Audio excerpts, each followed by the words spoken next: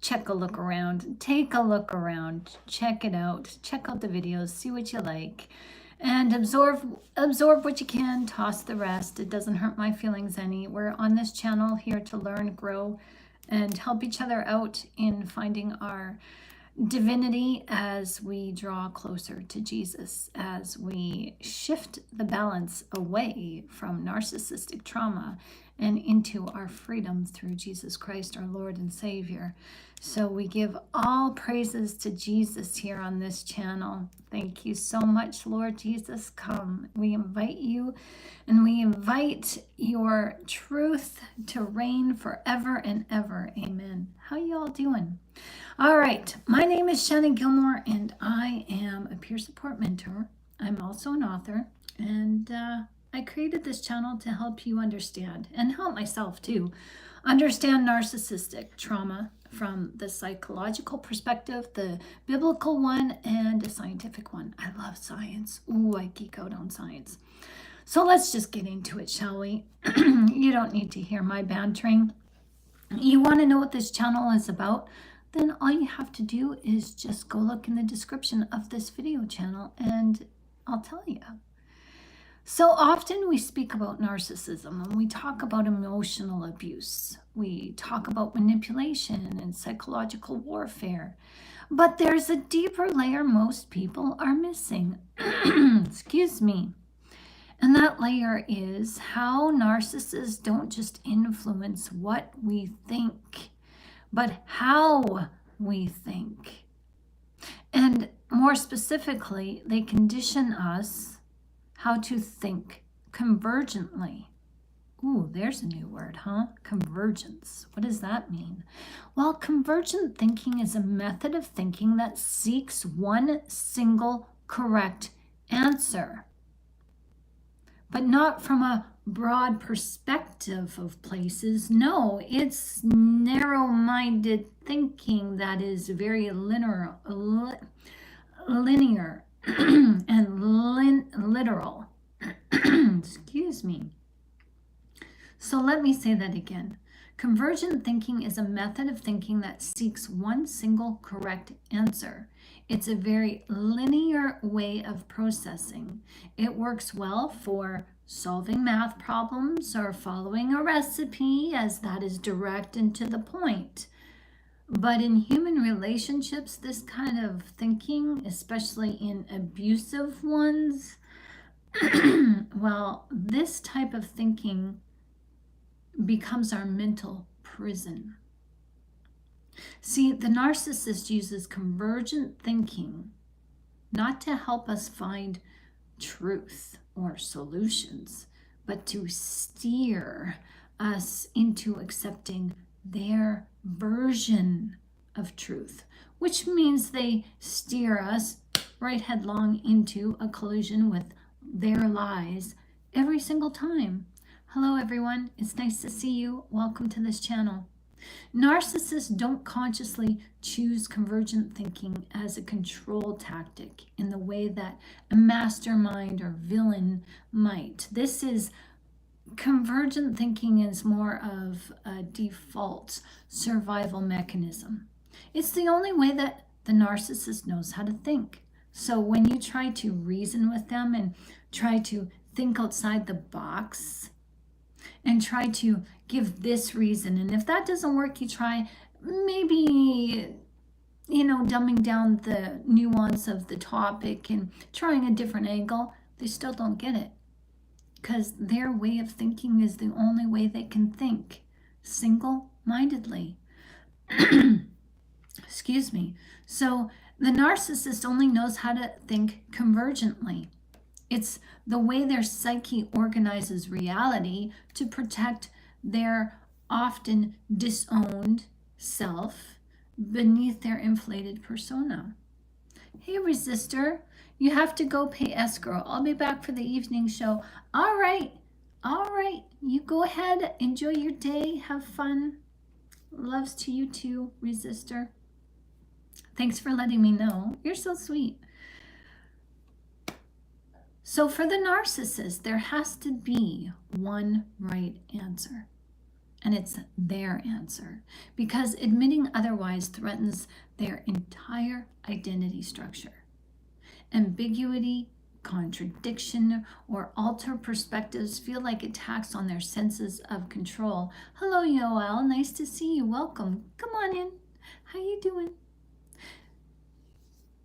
So the narcissist has a certain outlook, and any alternate perspective feels like an attack on their sense of perspective, their sense of what is right and wrong for them, which this already is precariously held together by external validation and domination over others. So, convergent thinking helps the narcissist to preserve or hold to the illusion of stability within themselves. So when the narcissist teaches others to think convergently, it's not like a teaching program. Like, it's not like they have a set of systems written down on paper or a whiteboard or blackboard. And, it's not like, oh, let me sit down and let me teach you chess. No. The narcissist teaches us when they punish, when they shame, when they question, and reward with obedience. That's how we are taught convergent thinking. Now, sometimes, yes, they're aware of doing this, but oftentimes they're not, as this convergent thinking is a way of control, but it's subconscious. They're just doing what feels safe. Hello, Jeanette. Nice to see you. Welcome. Come on in. So that's why healing from narcissistic abuse isn't just about calling out the narcissist. It's about deconstructing the group think. It's about deconstructing the system, that system of convergence that they unconsciously impose on us so that they can stay intact. And it's about recognizing that it's important for us to have this mental shift, as this helps us to stop internalizing blame and start reclaiming our own minds when we understand that this is not the only, there's two ways to think, and convergent thinking is not the way that we're normally used to.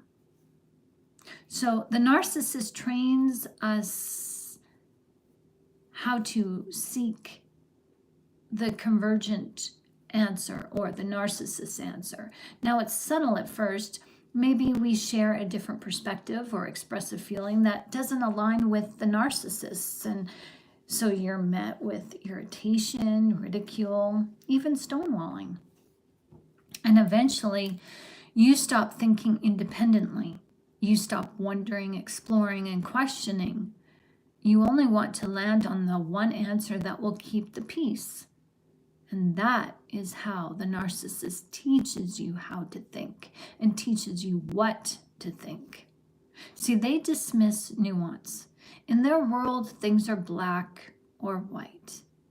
You're either loyal or you're a betrayer. You either love them or you hate them. There's no space for ambiguity. No room for, well, I'm still processing this. I need time. There's no allowance to say, well, I see things differently. You're taught to suppress the in-between and accept the binary. That's how convergent thinking becomes control. You start making every decision through a filter. What will keep them calm? Instead of, what do I believe is right? You stop thinking freely and start thinking safely. You learn to avoid tension instead of exploring truth. Then they shame your independent thought. You raise a question and suddenly you're the difficult one. You try to set a boundary and you're selfish. You start to speak truth and you're labeled crazy or being dramatic. These labels are psychological shackles. They teach you that having your own mind isn't just dangerous, it's punishable. And guilt, there's a noise. I think it's coming from my fridge. outside. I don't know. That's weird. It's loud. So it sounds, I don't know. It sounds mechanical. It's annoying. So it's kind of like, it sounds almost like a fan or a rotor, something. Now it's gone. Okay, it's gone. Okay, so the guilt becomes a shortcut. It overrides your curiosity, your instinct, and your reason. You no longer ask what feels true. You just assume, well, it must be me. And you must be the problem. So you shift your mind towards that. You shift your thinking towards that. And you collapse back into the only answer you're allowed to have. And there's a cost for that. What you lose when you're trapped in this kind of rigid thinking, you lose emotional independence. You lose your inner authority. You lose the ability to stand in your truth. Because you've been trained, you've been taught to abandon it. You lose your spiritual discernment. And most tragically, you lose the connection to your own soul, just simply by being taught to think differently. Because you, in the convergent thinking, the linear way of thinking, the narcissist teaches you to you're not able to access the divine truth if your mind is locked in someone else's narrative. And that's just the way the narcissist wants it. So this isn't just psychological abuse. This is spiritual captivity. Because when your mind is only allowed to arrive at the narcissist's conclusion, you become afraid to explore.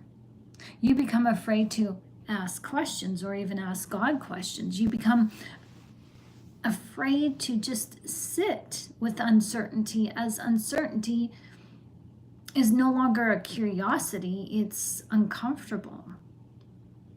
And that fear blocks you from your spiritual freedom. Hey, Mark Travis, how you doing? The Israelites knew all about narcissists in the wilderness. Interesting. You're blessed. Good for you. How was your birthday on the weekend? Did you enjoy your time? The good news is we can change the way we think. We're not subjected to stay in groupthink forever. We don't have to think linear. We can change. You can unlearn what you've been taught. You can break the mold the narcissist forced on you. You can begin to reclaim your mental sovereignty and with it, your spiritual clarity. So how do you unlearn it? Oh, you found restaurants that offered free food. Awesome. That's pretty cool. So again, how do you unlearn this way of thinking, this linear, convergent way of thinking? You start reframing the truth, not as a destination, but as a journey. Set goals for yourself. Remember, we talked about that on other lives. What else could be true for me? This isn't the only answer. Surely you feel that, right? You know that deep down inside yourself. Look at yourself in the mirror and say, this isn't the only answer. I'm feeling conflicted. I'm feeling sad or upset, alone, afraid. I don't know what the answer is, but I know deep down this isn't the only answer. And it's not. Ask yourself, what else could be true for me? Not for them, but for me. It's not about keeping the peace anymore. It's about seeking your liberation. Truth isn't the final answer that somebody else gives you. It's a path you walk with God in. It's a living, breathing relationship with insight. Truth doesn't punish you for asking questions. No, it doesn't. It meets you in them. You begin tuning into discernment over agreement.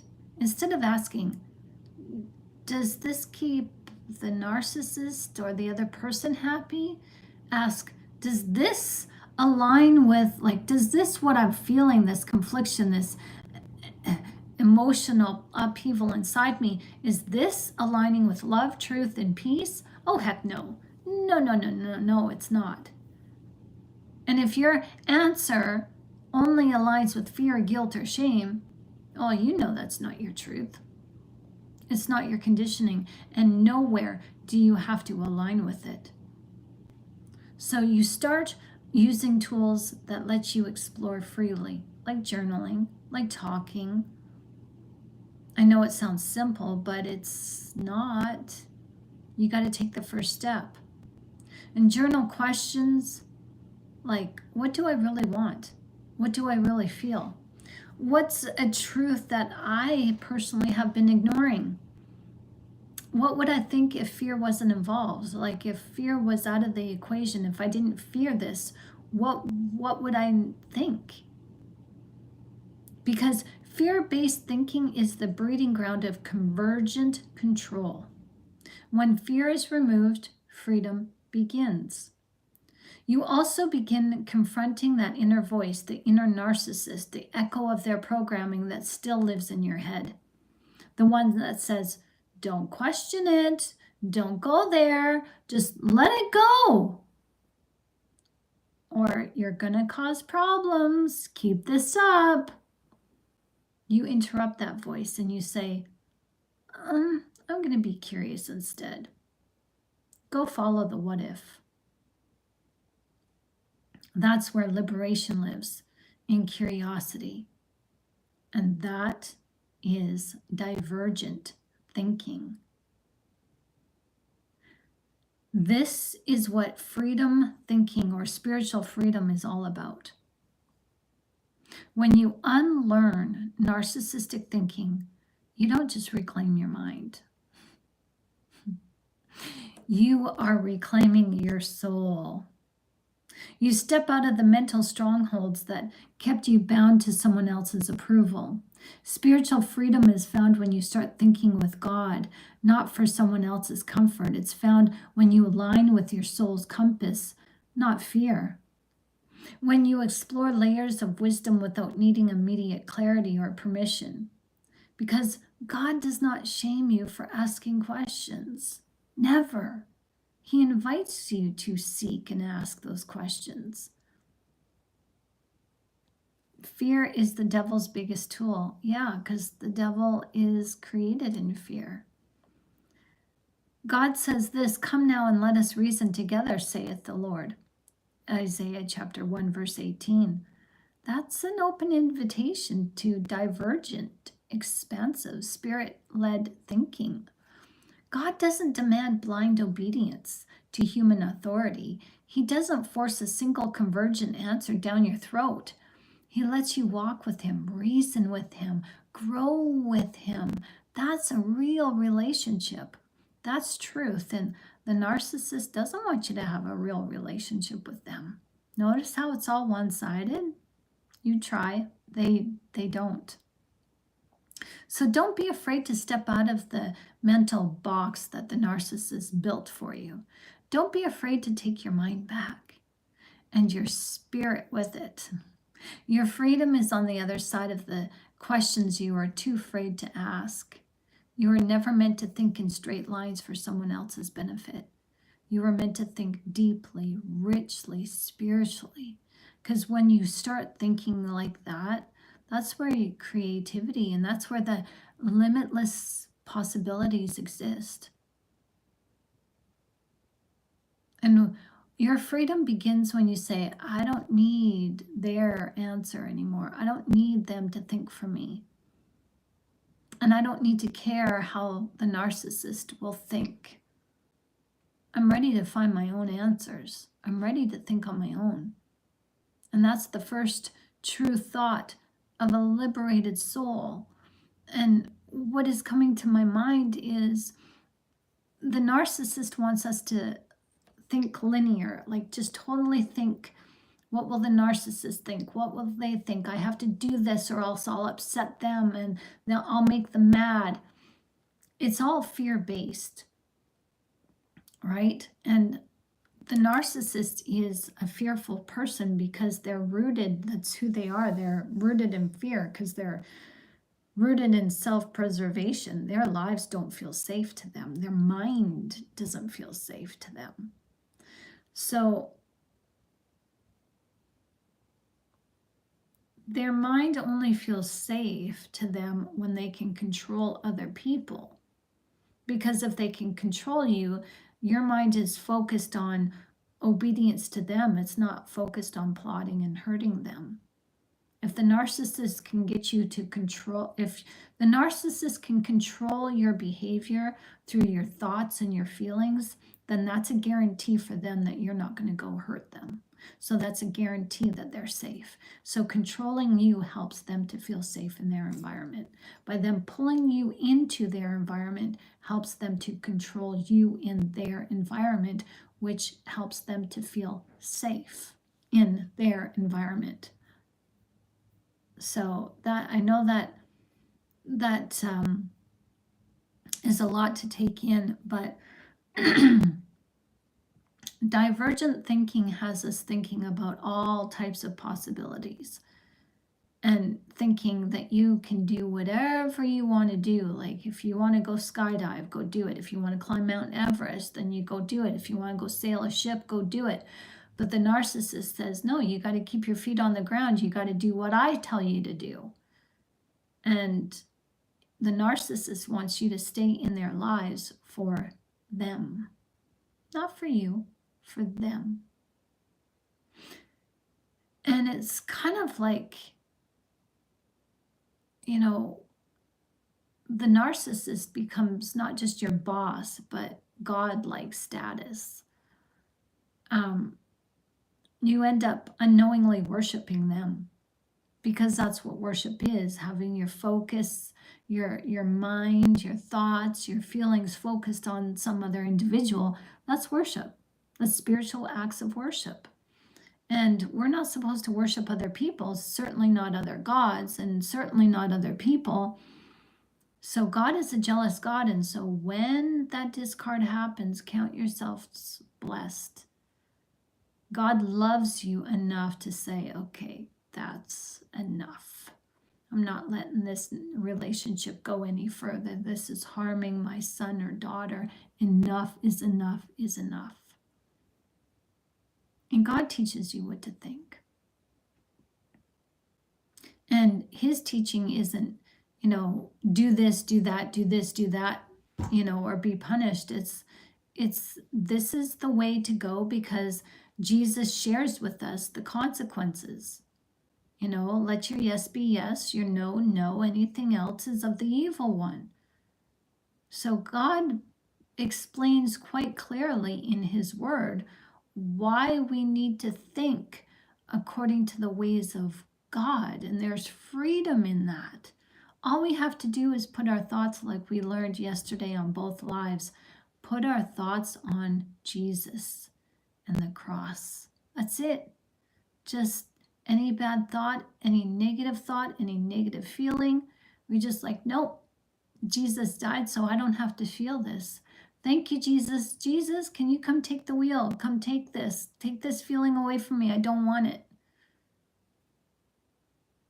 But that doesn't mean that we get to escape when we've harmed somebody. Yeah, we have to make restitution. We have to be responsible for that.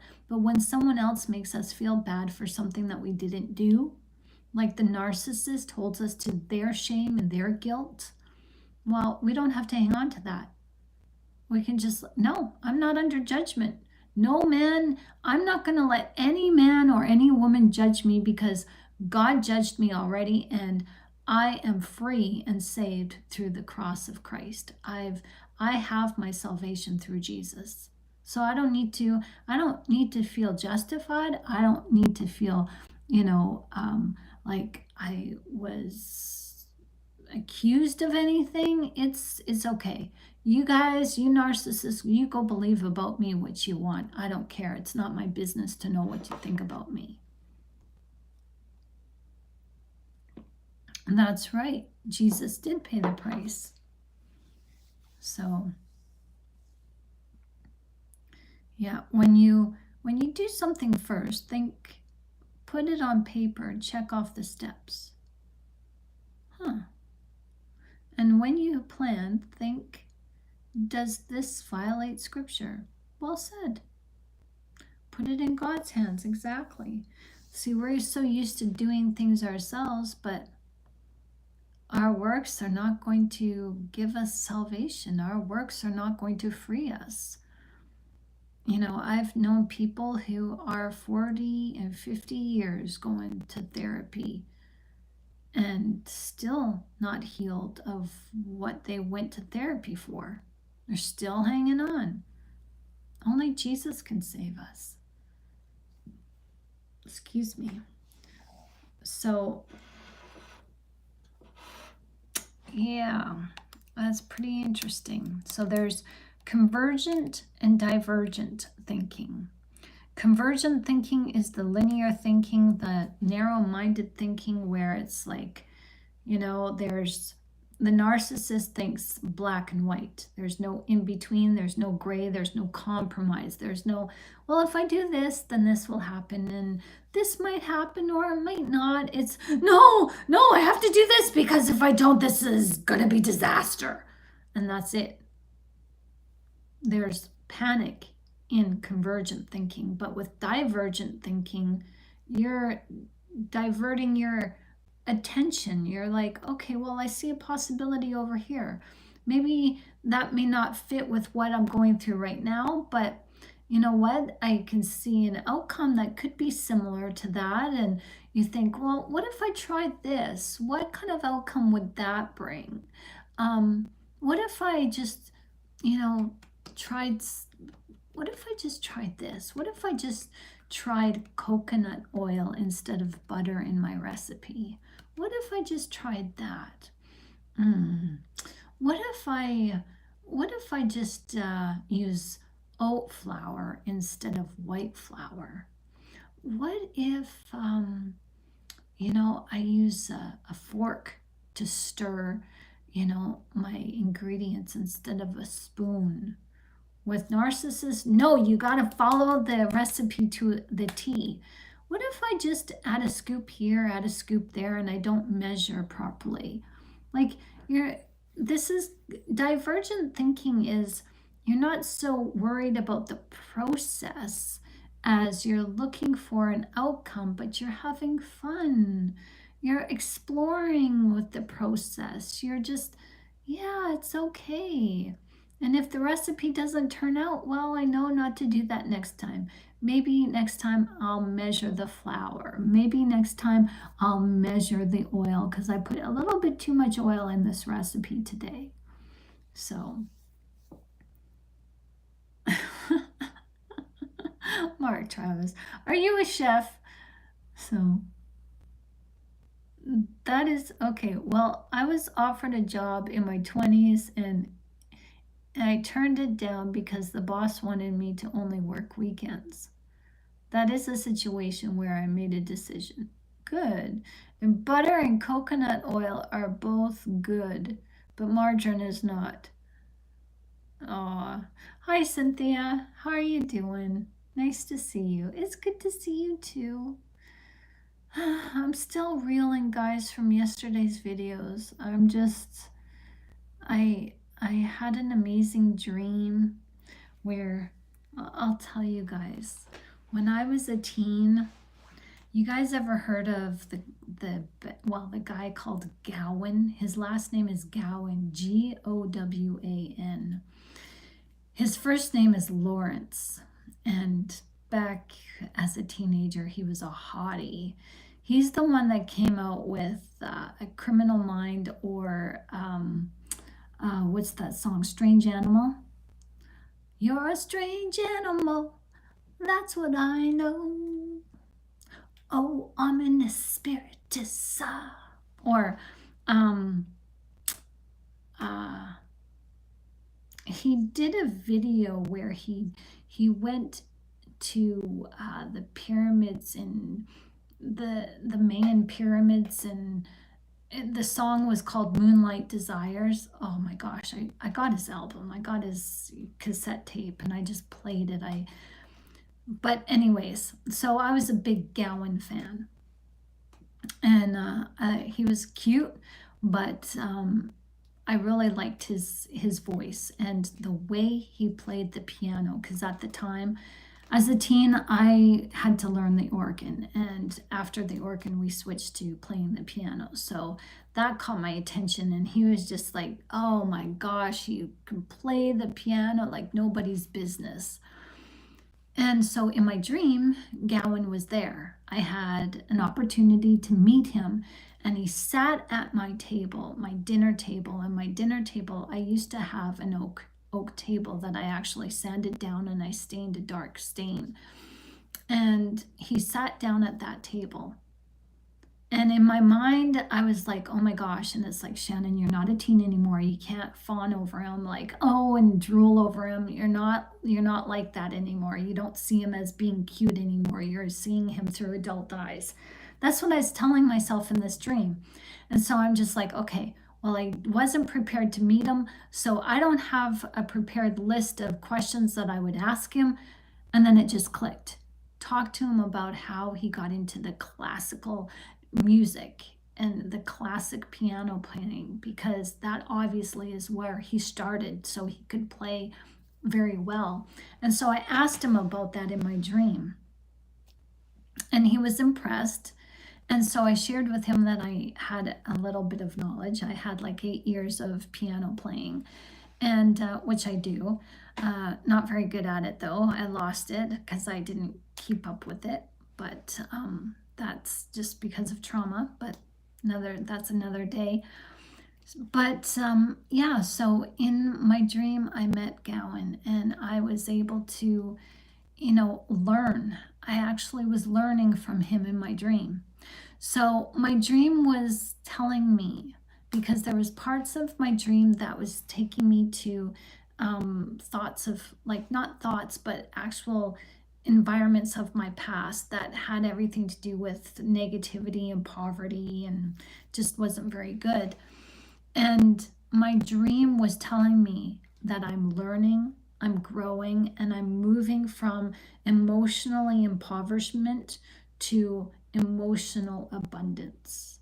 So I woke up and I just like, yes. Hi Joe, how you doing? So Shannon, I'm going to get you a gig if you want. Cool. Sure. Get me a gig. That'd be cool. I can do up, do do do do do up, do do do do do up, do up, do. Hey yeah. No, sorry, I don't know the words, but you know that song, right? I don't know the words. Yeah. As Fred Flintstone used to do, what did he do? Scooby-Doo-dah, wow, wow, wow. You know, the scat. I'm a scat man. Never mind. So, Hanson, that's right. Thank you. So, I don't know the rest of the words. I just love the tune, though. That is such an amazing tune. And the song, the lyrics are pretty good, but I could never keep up with the song, so... You're a frustrated actor like me. Yabba dabba doo. Yeah. There was Fred Flintstone. There was an episode where there was this guy who had this beret, and he was, I think Wilma was attracted to him or liked the what's that poetic speech where, I forget, there is a particular name for it. You speak poetry in certain rhyme, like not rhyming, but certain timed cadence. I forget what it's called, but he used to go Scooby-Doo, wow, wow, wow, wow, and something like that. And Fred Flintstone was trying to mimic him in order to keep Wilma's attention. It was really a cute little episode. So that's where that comes from. So All in the Family. Yeah, that's a good. And Sanford and Sons. Yeah, those are good too. Yeah, we are teachers. That's better. Exactly. So, yeah, so in my dream, I was like,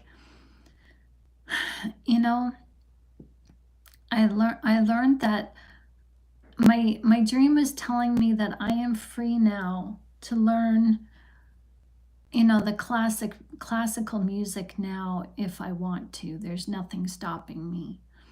And there's nothing stopping me from learning and progressing, and I'm moving towards emotional abundance in freedom.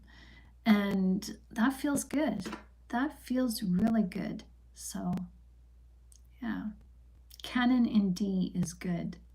Aw, that's awesome. Yeah, I remember I had to play Ode to Joy, um, and just sitting at the piano playing it. And with the organ, you have the tiers. You don't have the flat keyboard, you've got the tier keyboard. And then with the pedals, you've got different pedals to you got going on too. So you got your brain going because your foot's moving, between like five pedals. There's crescendo, decrescendo, there's reverberation, and yeah, so I forget what the other two were, but yeah, so, and then there's, your left hand kept the time, like kept the tempo. So you're strumming and your hands like playing the chords and keeping time. Oh my gosh, there was a lot. It's like organ was a lot of fun. It was a lot of fun.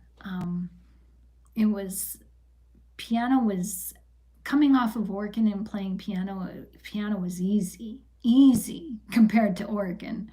So I remember old school Memorex case. Yeah, commercials is live or it is Memorex. That's cool. Yeah, yeah. So Memorex. Yeah, I remember that brand. Yeah. So you used to put tape over the tabs of the VHS tape, so you could tape over what was previously on the tape. Where's the beef lady? Yep. Yeah. Those were good times, weren't they? They were such good times. So, and the beauty of it is that our generation is living in between two of those generations, the technological generation and the free generation. And so, yeah, the next generation after us is kind of lost. They don't have that. So, yeah, what do we teach? The new. Yeah, we gotta teach the old school. We gotta teach and get back to that. We do. We have to get back to that. So teach them cursive, yeah, and teach them how to be curious.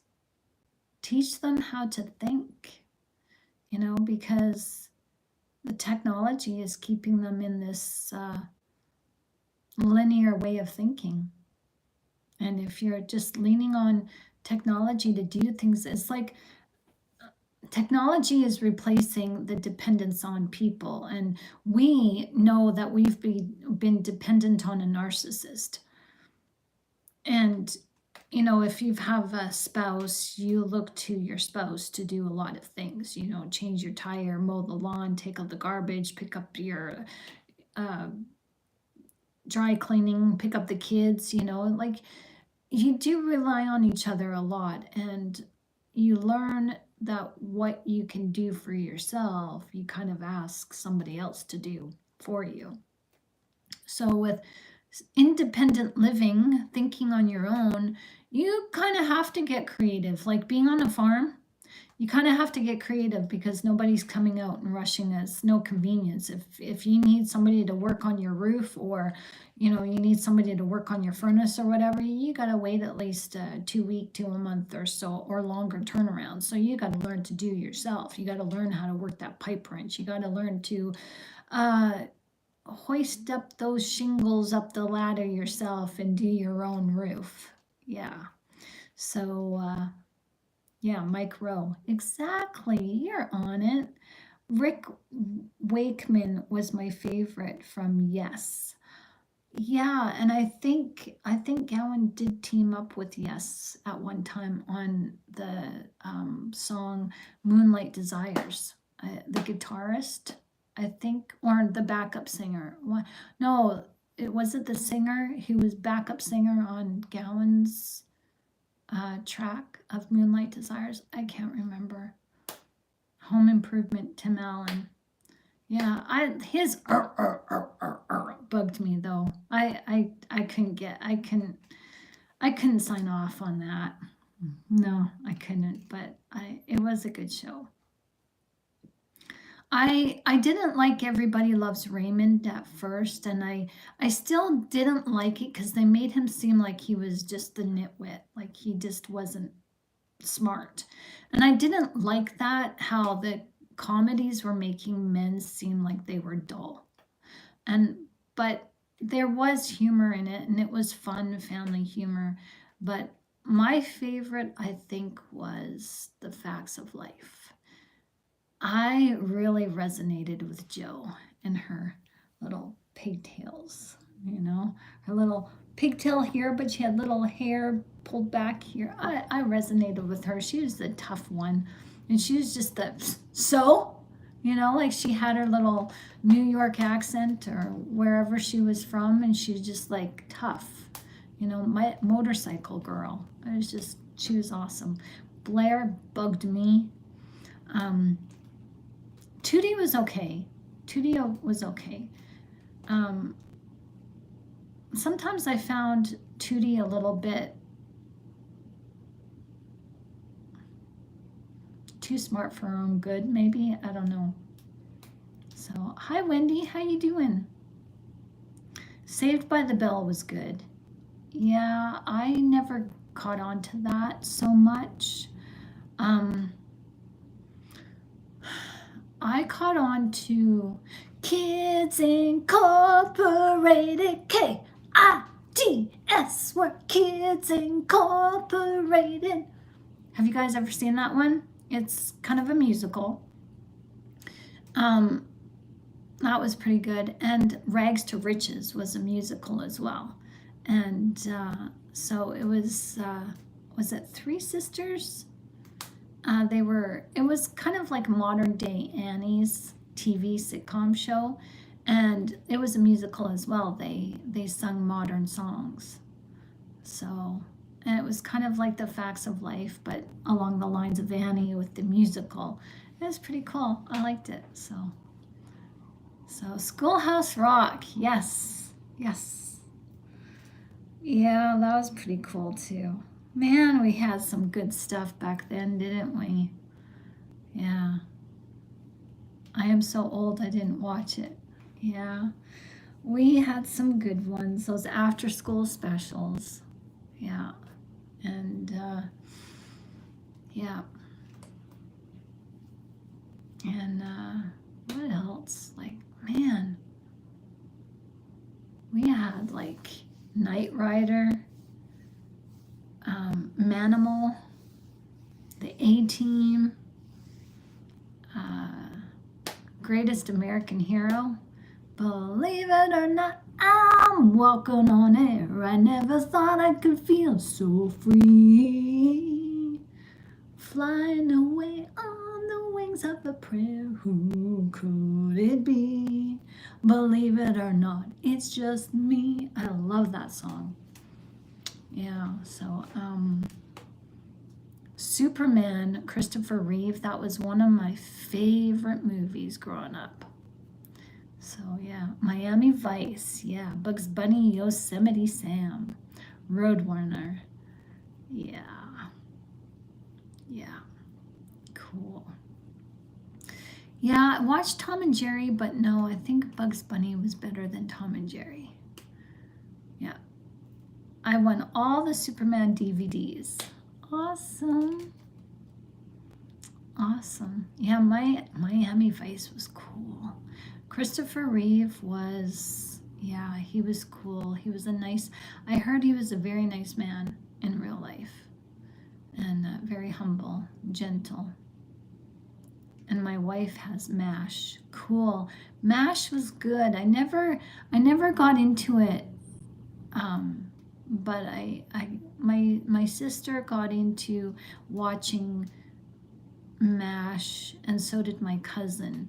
And that's when I started watching it. Not regularly, but I started watching it and it was pretty funny.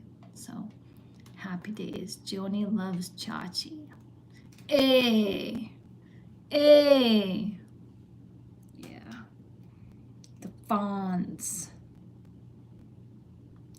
And Ralph Malph. Yeah, those were good. That was good. Yeah, so yeah, we had it good back then, didn't we? We had it good back then. Big Valley. Mork and Mindy, yes. Mork and Mindy. Fast Times at Ridgemount High. That was good. Mystic Pizza.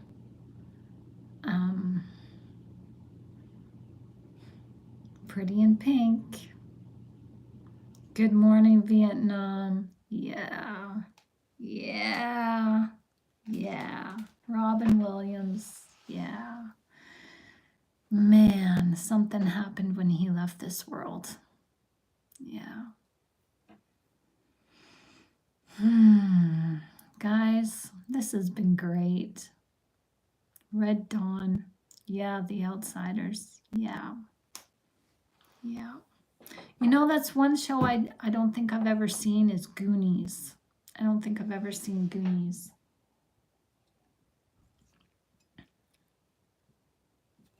I liked The Sandlot. You're killing me, Smalls. That was a good show. Nothing like Patrick Swayze, I know, right? Yeah. Laverne and Shirley. Kiss My Grits. Yeah. Dirty Dancing. Marilyn, what is it? Marilyn Tyler Moore Show. I think I'm getting the name wrong. Yeah, Roadhouse. Yeah.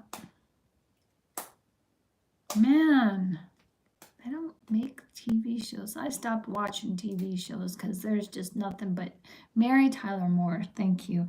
There's nothing but yuck on the shows on TV now.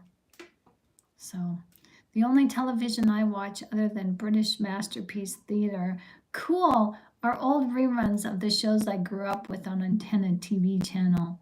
Yeah, exactly. Just watch the old. Yeah. Now I just watch YouTube. And write and read books and, you know, go for walks, stay away from the yucky music and the Partridge Family. Yeah. What's that song? Dun dun dun dun dun dun dun dun dun dun. Come on, get happy. Yeah. Get the Tubi app. Dun dun dun dun dun dun dun dun dun. Come on, get happy. Come on, get happy. Yeah. So I used to love Westerns too. Brady Bunch. Yeah, that was good. Yeah. Westerns were good. They were good. I liked Westerns a lot. So I know who the crowd is, you guys. We're dated, you know. Gilligan's Island. Just sit right back and you'll hear a tale of a fateful trip that started off with da-da-da, da-da-da-da-da, da-da-da-da-da-da-da-da-da-da-da-da. Think carefully before you answer. If God cursed you, which one would you pick? Oh, that's just dumb. Bye.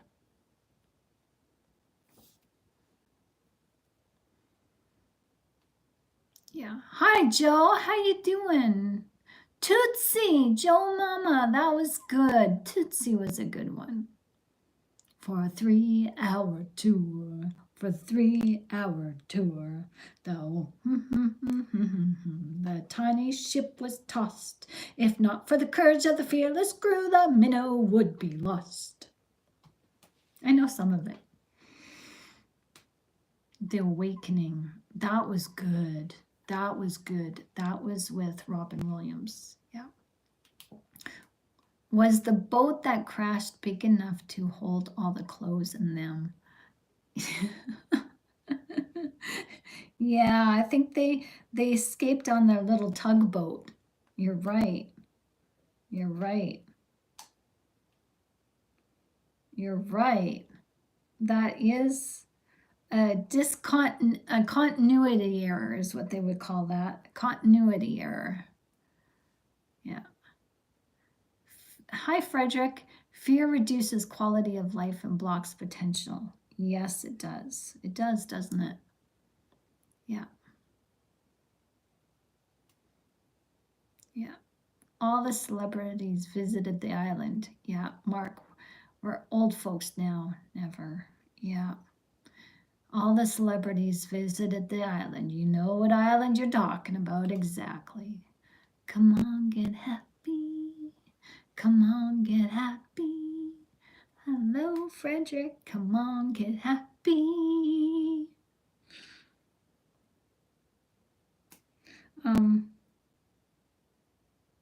What's okay? Then okay, Joe says BBC sitcom called Keeping Up Appearances is a good example of narcissistic personality disorder. She's very funny with her antics. Oh, that's why my mother-in-law loved that show. I've never really watched it, but she did. It was a favorite of hers. I used to watch Coronation Street. I don't anymore. But when I was addicted to sitcoms, I would watch Coronation Street. Yeah. I was a Corey Streeter. I loved Coronation Street. BB shows are good. Yeah. British Broadcasting. I try to connect and talk to coworkers who seem stressed or something going on. Oh, that's so great. That's awesome. That is okay. Then wine tasting better. Are you okay? I was thinking Thurston Howard was it Thurston Howard the third on Gilligan's Island? Is that what we're talking about? Or are you talking about something else, Mark? So.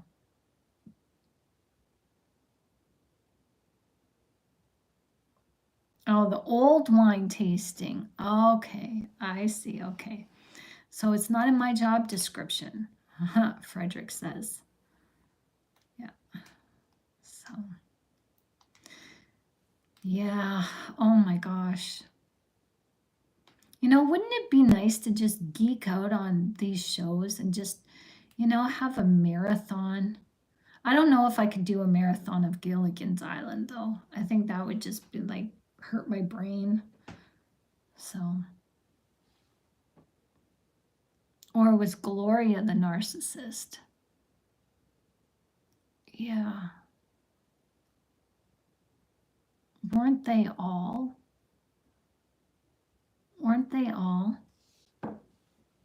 You got the lesser, the greater, the somatic, the cerebral narcissist. You got the sexual narcissist. Yeah, I think they all were narcissists. So, all in the family, they all were. Yeah.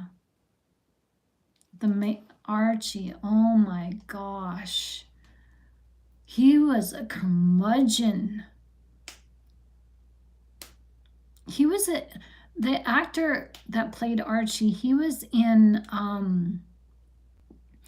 a TV drama series In the Heat of the Night, I think it was.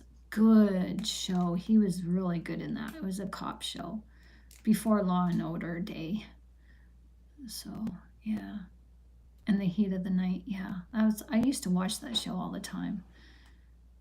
It was such a contrast from Archie. It was such a contrast, and I could not stand Archie Bunker. I could not stand him. He made me want to cry. I'm just like, don't make me watch it. I don't want to go over to his house. Kojak, yeah. He almost was cast on The Honeymooners. Really? Wow. Wow, wouldn't that have been something? To the moon, Alice.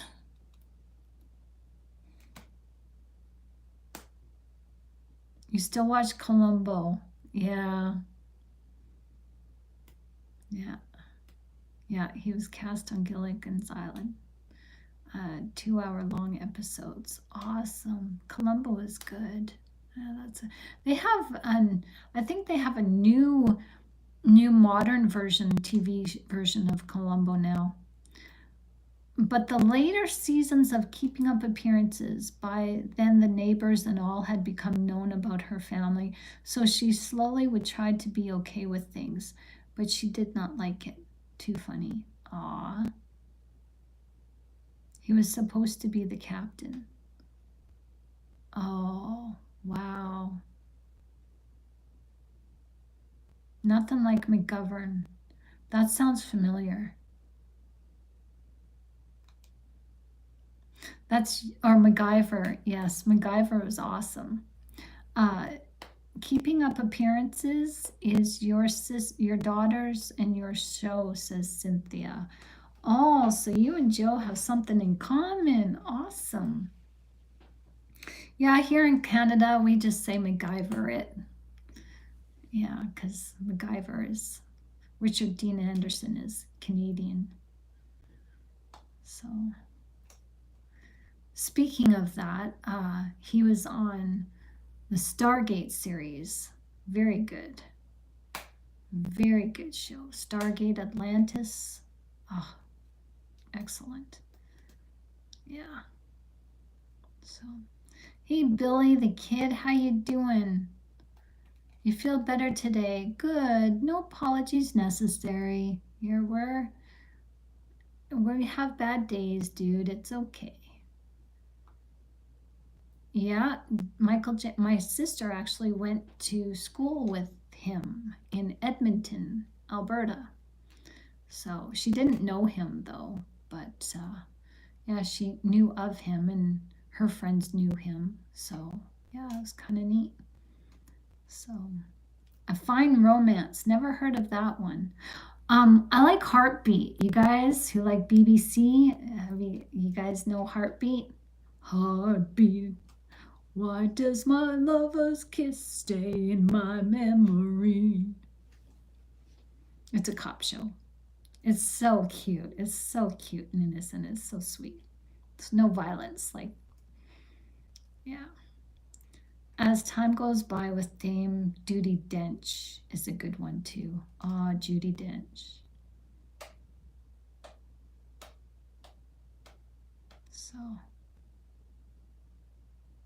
I like an old rock song, Take Me Home. Ah. So, yeah, I'm not going to sing that song though. Sorry. Because I know what it's about. We didn't know when we were kids and we were singing it. So, yeah, it's a cute cop show. I like it. Yeah. So, Take on Me. Yeah, good song. In Ireland here, my mother watches Heartbeat and As Time Goes By. There's one that I would watch with my daughter, and it was about a castle, and I cannot remember the name of it, but we used to watch it after we would watch Heartbeat. It would come on, and it was basically about it was set in England or somewhere over there in the British Isles somewhere, and there was this castle, and there was husband and wife, older couple who owned the castle, and their son went to America to set his life, but he came back to help his parents with the castle because the dad got sick and eventually the dad died. So the son took over the manor or the castle, and it was all about, you know, the upkeep of the castle and what goes on with the lords and the surrounding towns. And it was such an, I'm gonna have to look that, maybe I will look that up. You know, it was such a good show. I loved it. So Doc Martin, oh my gosh, I love that show. Doc Martin, oh my gosh, I haven't seen that. I think I saw I think my daughter and I watched all the episodes right to the finale. So yeah. Avonlea, oh, absolutely. Avonlea is one of my favorites. Oh my gosh. Anne of Green Gables. Yeah, that's Canadian. Set in Prince Edward Island. British show about a castle and upkeeping the grounds. Just gonna, I'll know it when I see it. Nope.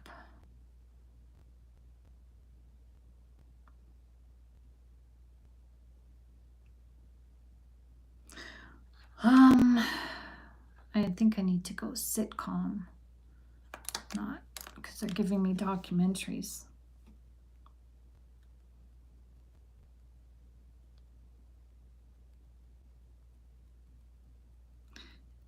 British, British castle. Look. The Last of Summer Wine.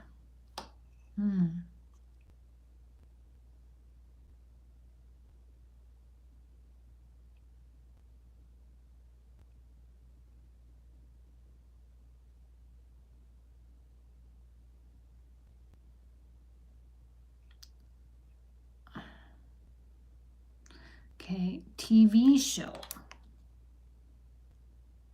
I put sitcom, but sitcom.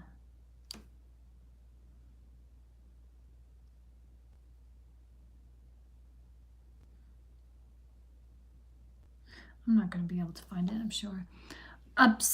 Upstairs, Downstairs was an old show, sort of like Downtown Abbey. Really? Wow. Perry Mason was good. Yeah, absolutely it was. That was a good show. Yeah.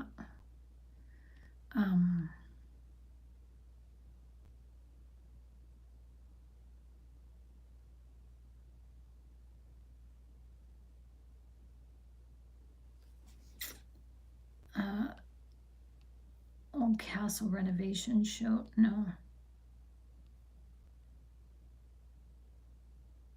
TV 25 best British sitcoms. Faulty Towers, or Hotel's owner Basil, yeah, Faulty Towers. The Black Adder. The Office. I Am Alan Partridge. Father Ted. The League of Gentlemen. Peep Show. Only Fools and Horses. Steptoe and Son, Spaced. The Vicar of Dibley. The Royal Family Extras, Phoenix Nights. Hello, hello. Okay, I'm not seeing.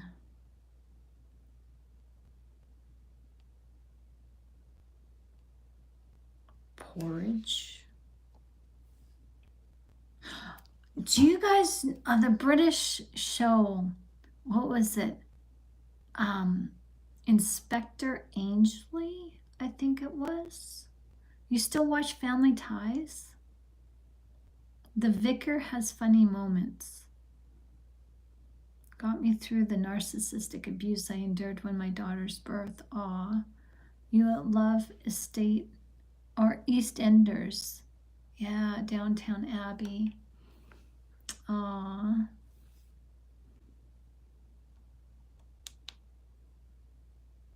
A Wonderful Life.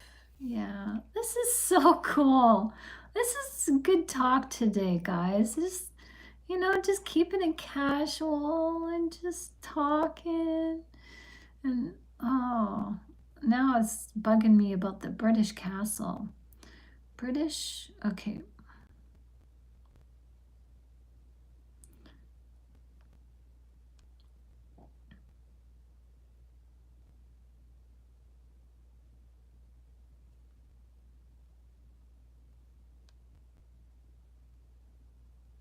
Just 1 second. With the female cook.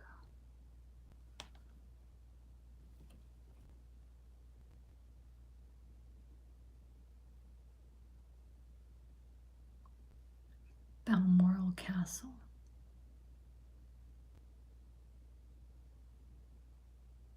Okay, I'm gonna have to look it up. Okay, so anyways, this show about this family, the elderly woman and her husband, they are looking after this castle, and they have a female cook. And when the son comes back to live with the family to help upkeep the castle, he ends up falling in love with the cook. And so yeah, there's a romance going on there. So I can't figure it out. I can't find the name of the show, but it's good. If you guys like Heartbeat, then you'll like that show. And if you like Doc Martin, you'll like this show.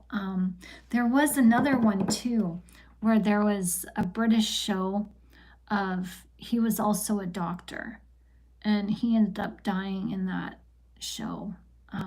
There was a sad twist, but it was still good too. So yeah. You're gonna contact me for another chat? Sure, that'd be great. Yeah, it's nice to just sit and talk and just talk about the old days, the way life used to be, reminisce, bring back good thoughts. So we do have so much in common personality wise. You're right. Like, who would have thought? Like, this is so cool. Yeah, you're right, Jill. This is awesome. So, okay, so Billy the Kid says, yes, minister, and yes, prime minister was very funny and true. Surprised it was allowed. The Vicar Dibley. Yeah, okay, yeah. So, oh my gosh. Yeah, I can't believe how much TV I used to watch. Well, when you're stuck on a farm and you have no cable TV and no satellite TV, I just had 3 channels that came in over the airwaves, and it was called the Knowledge Network. I might be able to find it there. And the Knowledge Network shows British TV, so you can actually watch the Knowledge Network online too. So network. That's probably where I'll be able to find it, because that's how I started watching knowledge.ca.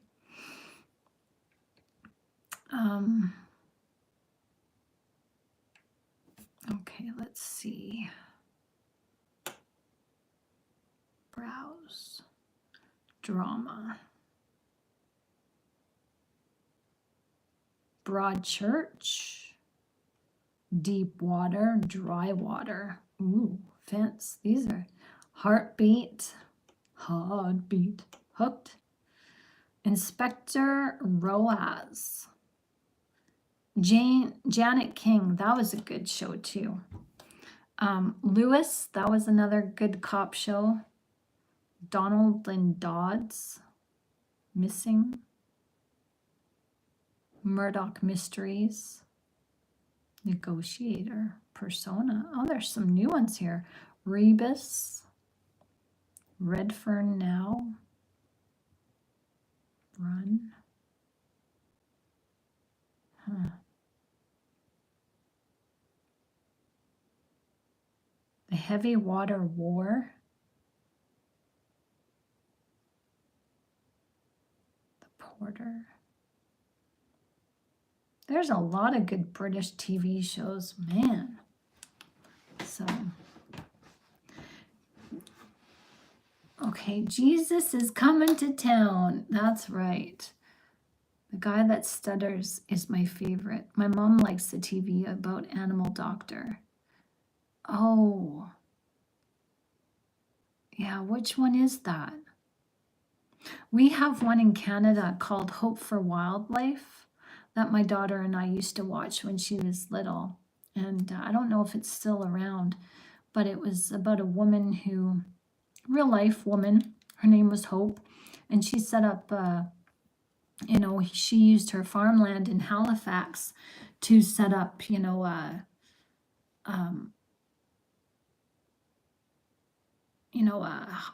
don't know what you would call it, like a place for animals that have gotten hurt, where she would rehabilitate them back and then send them back into the wild. So yeah, so it was pretty cool. So you always have TV on and YouTube. Aw, I don't really look at TV anymore. I don't either. See, I just, there's just no time for it anymore. My face is too deep in the Bible. So, but yeah, I watched a lot of TV as a mom. Yeah, sitting up late nights, 3 a.m. when your child is awake for some unknown reason and ready to play, and you're just like, "Ugh, please go to sleep." Used to watch a lot of, it was called Treehouse. It was children's programming. So I used to, 3 o'clock in the morning with Scarlett, play Treehouse, the TV show, and there would be like Rosabelle and Sandy or something like that. And they just, little skits for kids and teaching songs and Sharon Lois and Bram. So yeah, you guys might see me. Sometimes I just break out like, today I was washing dishes. If you're happy and clap your hands. I was doing that. I was just like, oh my gosh. And then, sometimes when I go for walks with Scarlett, I'll just break out in a Sharon Lois and Bram song. I love you. That's Barney, but skinnamarink dinky dink, skinnamarink doo. I love you. Yeah, so she's like, Mom, stop. Well, I could sing Baby Shark, do, do, do, do. That's the going song this day and age, Baby Shark. There's nothing to that. There's no teaching. We used to sing, do your ears hang low? Do they wobble to and fro? Can you time in a knot? Can you time in a bow? We used to sing that in school.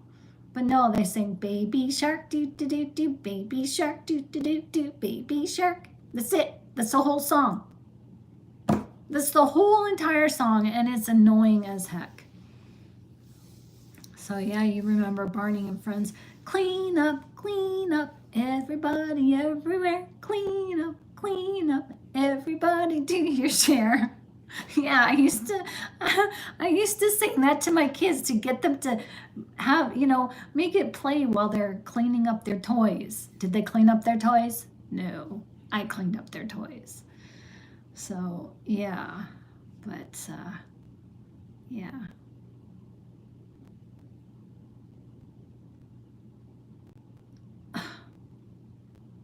That's okay, Joe. My best friend used to say the same thing. She would listen to my videos at late at night and she would end up falling asleep because my voice is so soothing, she said. And I thought it was just an excuse, but yeah, you're not the only person who falls asleep to my voice. So listen to my voice. You are getting sleepy. You are getting sleepy until we break out in Sesame Street. Come and play. Everybody's A-okay. Oh boy. Yeah. I'm just having too much fun over here. They repeat the same thing the whole time. It's a catchy, yeah, and that's what makes it so popular is the tune. It's a catchy tune. Or do you guys know this song? This was going around like years ago. What does the fox say? You guys know that one? Go look it up on YouTube. What does the fox say? Ding ding ding ding ding ding ding ding ding ding ding. I can't even do it, but yeah, it's another catchy tune. So our TV is an iPad. Yeah. And that's good. I don't even own a TV. So I used to be able to sound like Elmo. Tickle me, Elmo. Hello, everybody. I can't do it anymore. His laugh was so annoying. That Tickle Me Elmo doll. Oh my gosh. Every kid pretty much had one. Oh my goodness. Sitting in the doctor's office.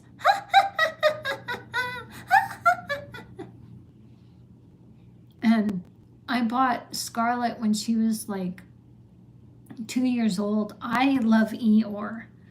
I love the Misfits, and Eeyore is the misfit. So I bought her an Eeyore, and you press his paw or his ear, and he would go, good day to you. And he would sing a song, something like, good day to you. It's so nice of you to notice me. Feels like, okay, good day to you. So nice of you to notice me. Feels like rain all around me.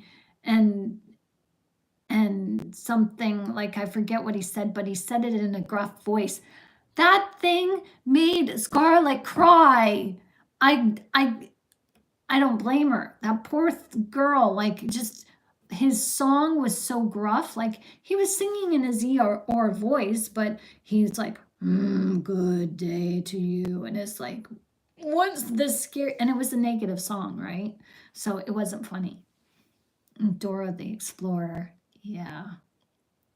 Swiper, no swiping. Swiper, no swiping. Swiper, no swiping. Oh, man. Yep. We got that one down pat, too.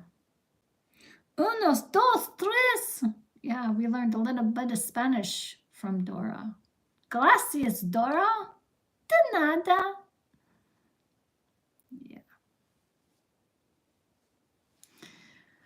Oh. Yeah. So now we just have, there was, his name was Paul for the TV show, kids show called Ants in Your Pants. And Paul Mark, I think was his name. And he sang kids songs, and one of the songs, do your socks get soggy when you step in a puddle? Does your wee head soaked when you fall in the lake? He'd sing in a Scottish accent, right? Ahoy, my little wee lassie. Yeah, it was pretty cool. Or there's an ugga-bug on the ceiling. There's an ugga-bug on the wall. Hello, McDonald. Make sure your ugga-bugs aren't. Never mind. Sorry, I tried to rhyme it and I couldn't. I lost my train of thought. So, yeah, we can go. Old MacDonald had a farm. E-I-E-I-O. I know, I'm sure you don't like that. I'm sorry. I'm just singing here today. Just being happy. Come on, get happy. Yeah, Partridge Family. We're just being nostalgic today on this video today. We talked what we talked about, the convergence, and now we're being divergent in our mind and getting creative and just allowing our happy to shine. It's all about the happy and being joyful. So, Joe Mama, great impersonator. I try. Ants was good. Yeah. Have you guys seen the Bee movie? I wasn't sure I liked it. But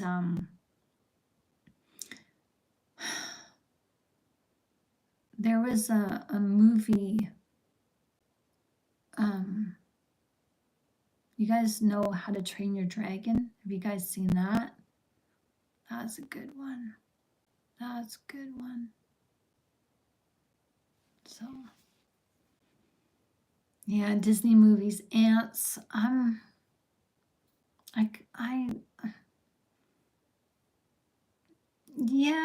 maybe it was the second one. I think there's the second one, right? I don't know. I can't remember, but I didn't really, but it was good, but I don't know. Maybe I was going through something then. Maybe I was going through, because I kind of get picky. I'm very picky with my movies, and if I'm in a particular mood, I won't like the movie. So, all right, Joe, take care. Adios, Avidazane. See you later, everyone. Bye, Joe. Have a good day. I needed this meeting today. I was doing home maintenance this morning, but had to stop because I was letting flies in.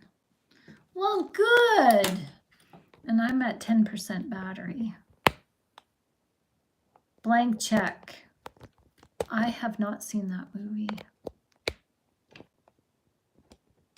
Oh. Disney has become something now than of what it used to be. Yep, absolutely. I liked Fox and the Hound. I'm a hound dog. Oh, yeah. Or the Aristocrats. I used to sing, this used to be one of my twin daughters, Sarah, her favorite song. Everybody wants to be a cat, 'cause the cat's the only cat who knows where it's at. Meow. It's so cute. It's just adorable. Yeah. So we used to sing that together.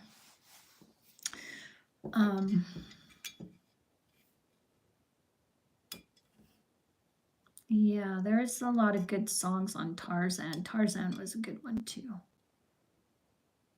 So, yeah.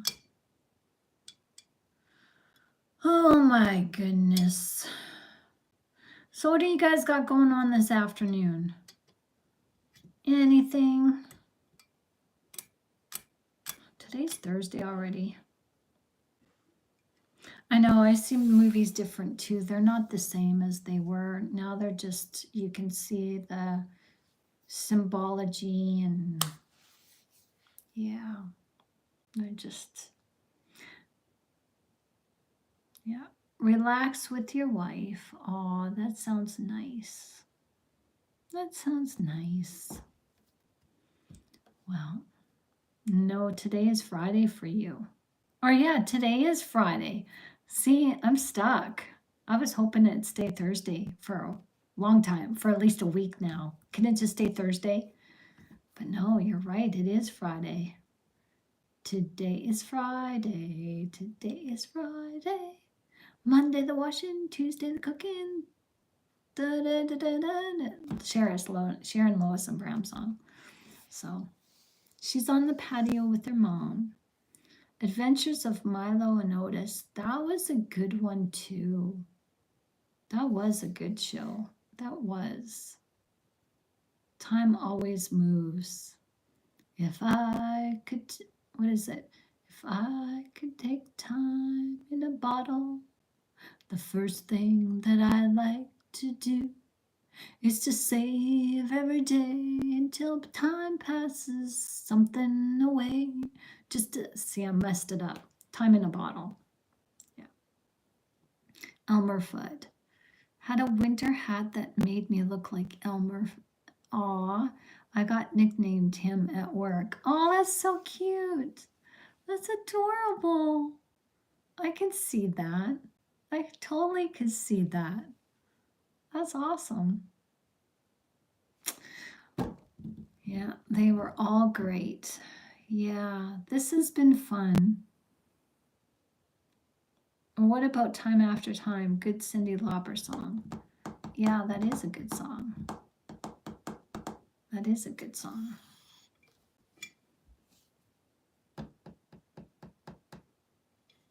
But I'm not singing it.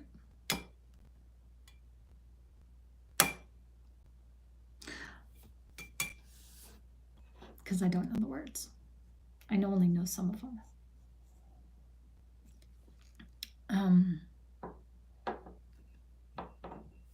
Yeah, so, or We Are the World. Yeah, I was singing that not too long ago, actually. So, and you know, Stevie Wonder,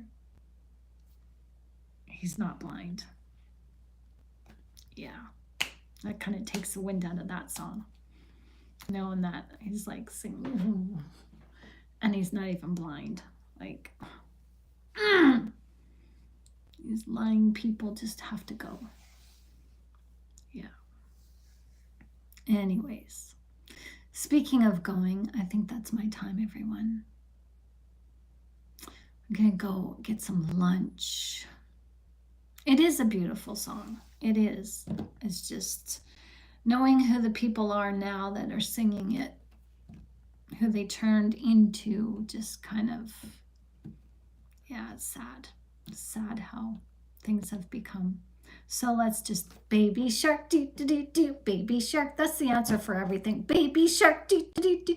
Do that. Sing that song in your head when a narcissist gaslights you or confronts you. Just baby shark, do do do do, baby shark. That'll be fun, won't it? You just walk away giggling.